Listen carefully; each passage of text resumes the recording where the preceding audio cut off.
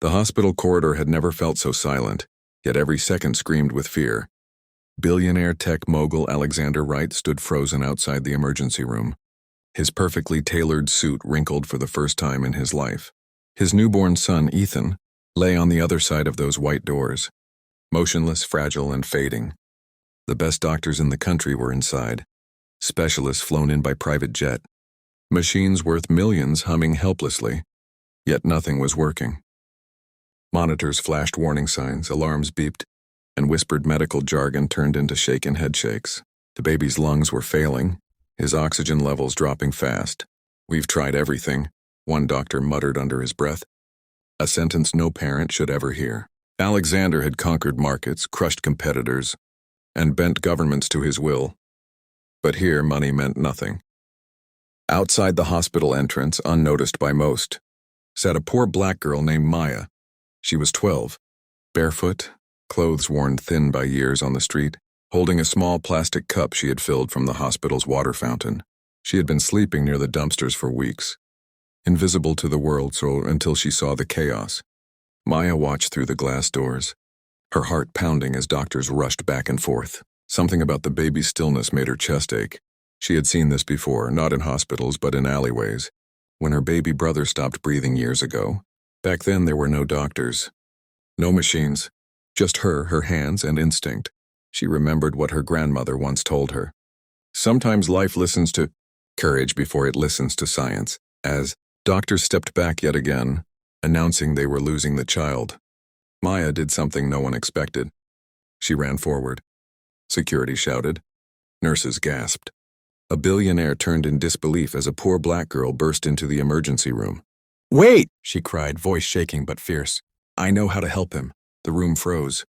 Doctors protested. Protocols were shouted. But time was gone. The baby's heartbeat flickered. And in that impossible moment, Alexander Wright looked into Maya's terrified yet determined eyes and nodded.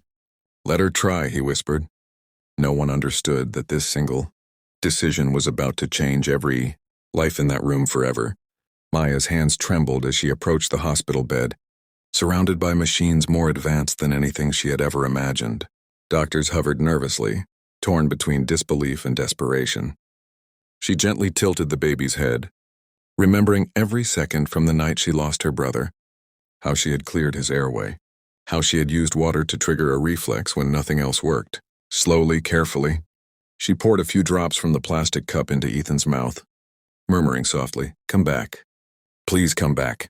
A doctor shouted to stop her, and then the monitor beeped differently. A pause, then another beat, then a gasp. The baby coughed. Oxygen levels climbed. The room erupted into chaos as doctors rushed forward, suddenly fighting to catch up to a miracle they hadn't created. Ethan cried, roaring a sound that shattered Alexander Wright's knees as he collapsed to the floor, sobbing harder than he ever had in his life. Nurses stared at Maya like she wasn't real. The same girl they would have walked past outside was now the reason a billionaire's son lived. When everything stabilized, the head doctor approached Maya slowly. "What you did," he said quietly, "that was instinct, something no machine can replace." Alexander knelt in front of her, his voice breaking. "You saved my son. Tell me what you want." Maya shook her head. "I just didn't want another baby to die alone." That sentence hit harder than any headline ever could. Within weeks, the story spread across the world. The billionaire didn't just offer money. He adopted Maya, funded shelters, and rebuilt hospitals in her name. But the greatest change wasn't his wealth. It was his heart.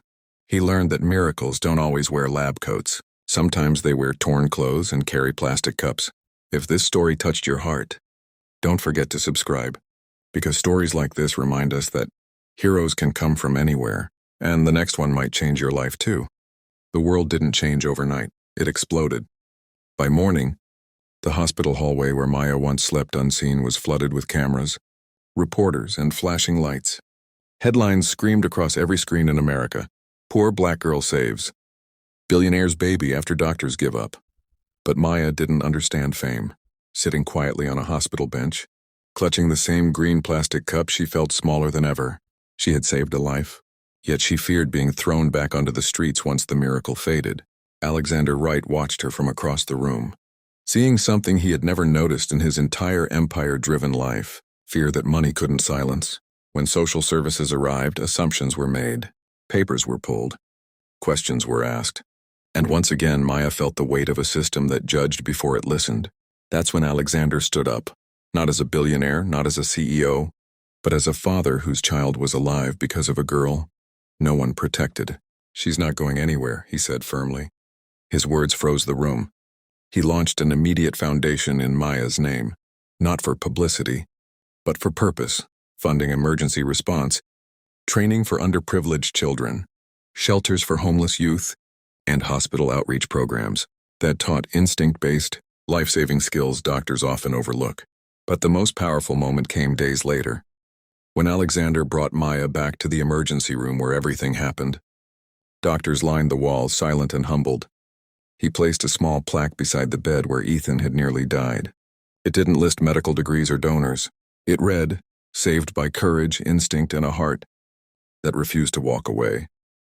Maya finally smiled, not because she was seen, but because she was understood.